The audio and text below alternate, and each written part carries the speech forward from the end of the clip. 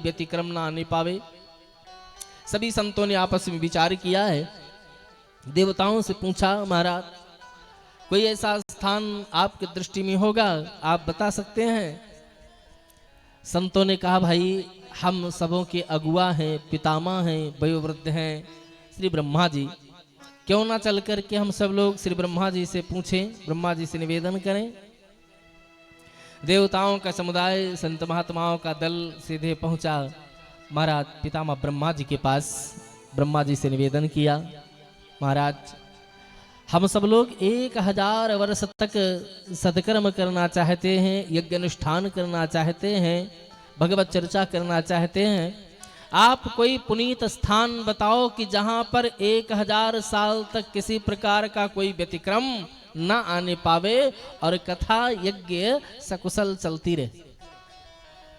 पितामह ब्रह्मा जी ने कहा, प्यारे इसके लिए आपको पृथ्वी का बीचों बीच का भाग चुनना होगा। सब लोगों ने कहा, महाराज आपने कहने में तो बड़ी सहजता दिखाई, लेकिन ऐसा माप कर पाना बड़ा मुश्किल है। इतनी बड़ी वसुधा है, इसको कैसे माप करके जाना जाए कि बीचों बीच का भाग कौन सा है? ब्रह्मा जी ने कहा, चिंता मत करो, इसका उपाय मैं बताता हूं। और वहीं से ब्रह्मा जी ने एक चक्र का संधान कर दिया। कहा, ये चक्र आगे आगे चलता जाएगा, पीछे आप लोग यात्रा कीजिएगा, और ये चक्र जहां पर जाकर के रुक जाएगा वही पृथ्वी का बीचों बीच का भाग होगा। आगे आगे ब्रह्मा जी के द्वारा संधान किया हुआ चक्र चल रहा है और पीछे देवताओं का, संत महात्माओं का पूरा समुदाय चल रहा है। वो चक्र आकर के आपके इसी उत्तर भारत के सीतापुर जनपद के नैमिषारण्य में आकर के चक्र गिरता है। तभी से उसका एक नाम पड़ गया चक्र तीर्थ।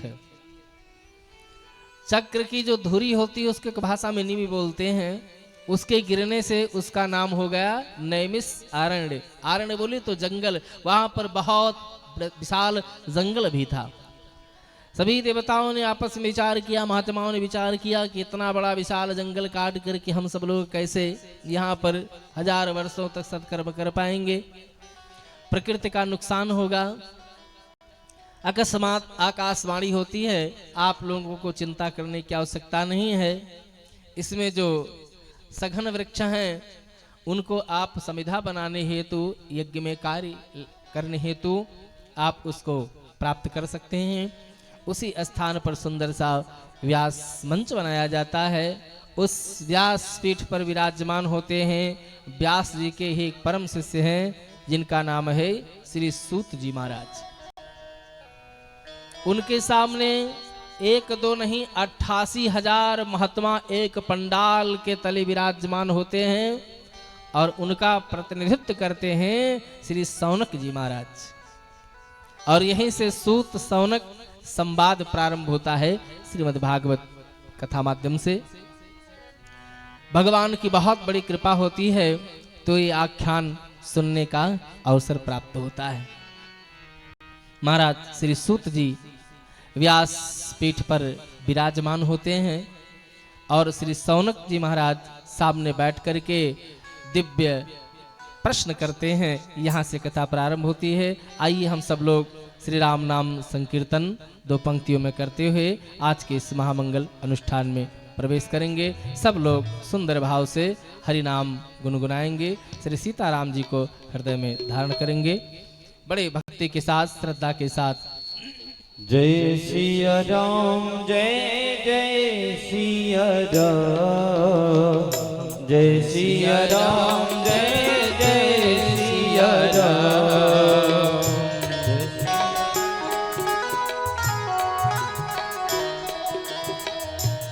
जय सिया राम, जय जय सिया राम, जय सिया राम, जय जय सिया राम, जय सिया राम, जय सिया राम, जय सिया राम, जय जय सिया राम, जय सिया राम, जय जय सिया राम। मंगल पावन सीता जय सिया राम जय जय सिया राम।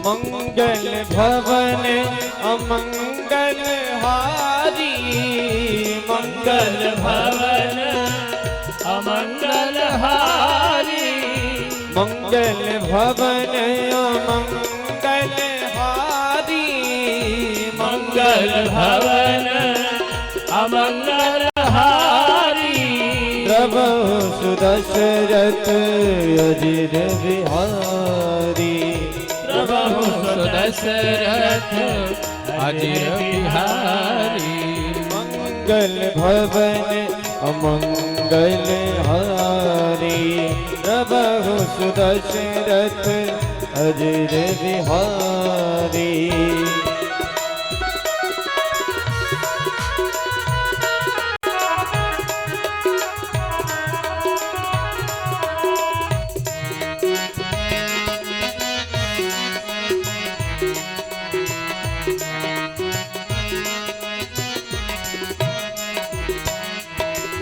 कृष्ण गोविंद हरे मुरारे जय हो। हे नाथ नारायण वासुदेव श्री कृष्ण गोविंद हरे मुरारे हे नाथ नारायण वासुदेव हे नाथ नारायण वासुदेव हे नाथ नारायण वासुदेव हे नाथ नारायण वासुदेव हे नाथ नारायण वासुदेव श्री कृष्ण गोविंद हरे मुरारे हे नाथ नारायण वासुदेव श्री कृष्ण गोविंद हरे मुरारी हे नाथ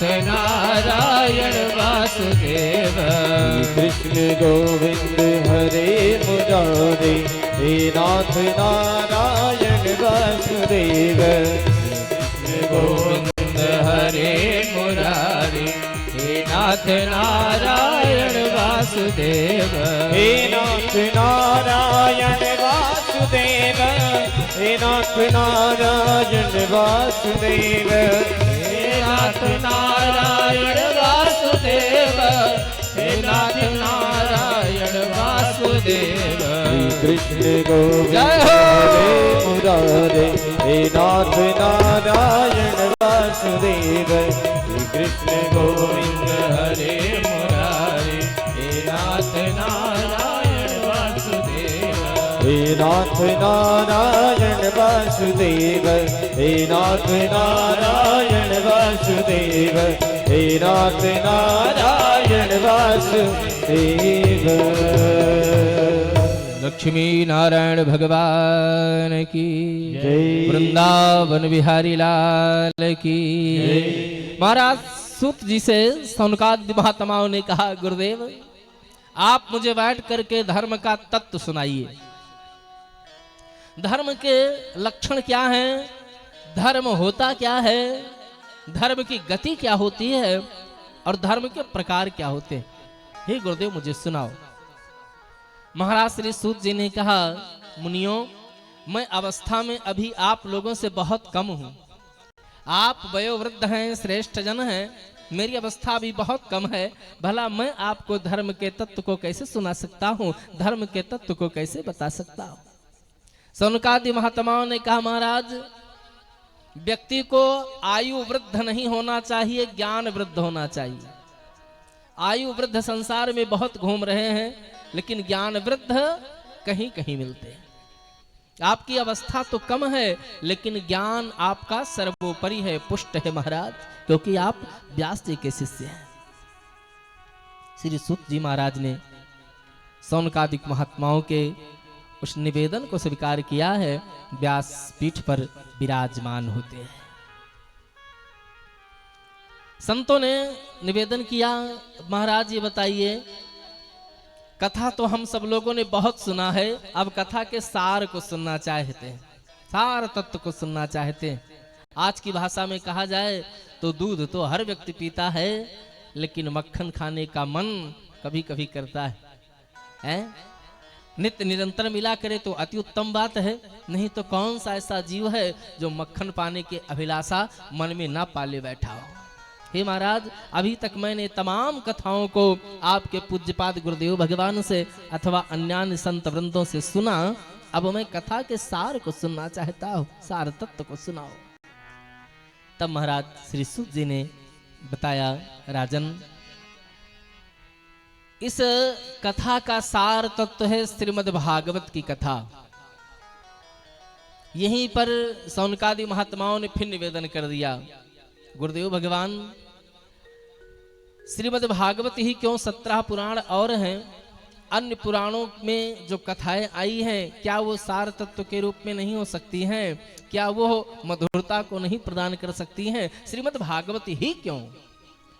सूत जी ने कहा, प्यारे, जिस प्रकार आप लोगों ने हमसे प्रश्न किया है, इसी प्रकार एक समय देवताओं के दल ने सत्यलोक में पितामह ब्रह्मा जी से निवेदन किया था, विधाता आप ये बताइए, किस धराधाम पर पूज्यपाद व्यास जी के द्वारा लिखे गए 18 पुराण हैं, उनकी कथाएं यत्र तत्र हुआ करती हैं, लेकिन श्रीमद् भागवत महापुराण ही क्यों श्रेष्ठ है? पितामह ब्रह्मा जी ने कहा, इस समय भूतल पर श्रीमद् भागवत की कथा श्री परीक्षित जी महाराज श्रवण कर रहे हैं, और उस कथा को श्रवण करने के बाद उनकी गति क्या होती है, उन्हें लाभ क्या प्राप्त होता है, आप सबको पता चल जाएगा श्रीमद् भागवत क्या है। देवताओं ने अनुनय विनय किया, नहीं महाराज, मुझे बताओ आप, श्रीमद् भागवत ही क्यों श्रेष्ठ है? पितामह ब्रह्मा जी ने कहा, नहीं मानते हो तो चलो तौल करके देख लिया जाए।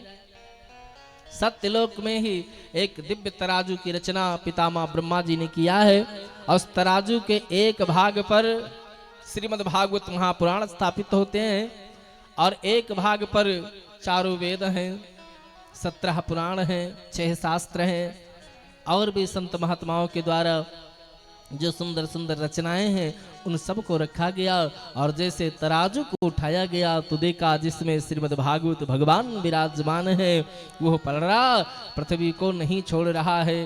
राज्यो मोक्षम तथा वीक्ष पुरा धाता अपि विस्मितः, सत्यलोके तुलां बद्ध्वा तोलयत साधनान्यजः।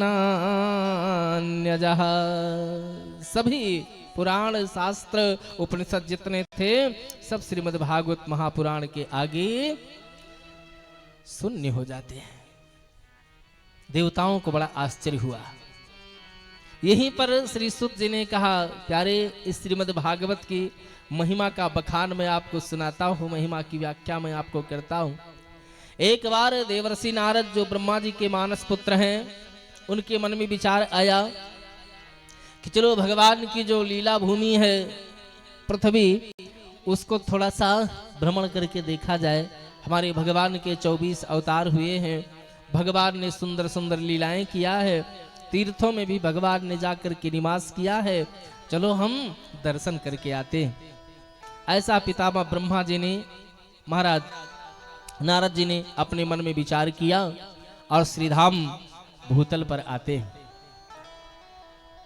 जितने भी सुंदर सुंदर तीर्थ हैं, स्थान हैं, भगवान की जन्मभूमि है, लीला भूमि है, सब में जाकर के श्री नारद जी भ्रमण करते हैं, लेकिन कहीं उनको संतोष नहीं प्राप्त होता है, मन को आनंद नहीं मिलता है। घूमते घूमते श्री नारद जी पहुंच गए बद्रिकाश्रम, जहां पर नारद जी के ही भाई हैं, ब्रह्मा जी के ही मानस पुत्र हैं, सनक, सनंदन, सनातन, सनत कुमार, ये चारों ऋषि हैं। तो पूर्वजों के पूर्वज, ना जाने कितने हजार वर्ष इनकी अवस्था है, लेकिन देखने में हमेशा 5 वर्ष के लगते हैं। कौपेनधारी महात्मा हाथ में बीड़ा लेकर के हरि शरणम, हरि शरणम, हरि शरणम, केवल इसी नाम का संकीर्तन करते रहते हैं। जैसे अपने भाइयों से मुलाकात होती है नारद जी की, नारद जी को सनकादि महात्माओं ने देखा तो नारद जी का मुखमंडल उदास था।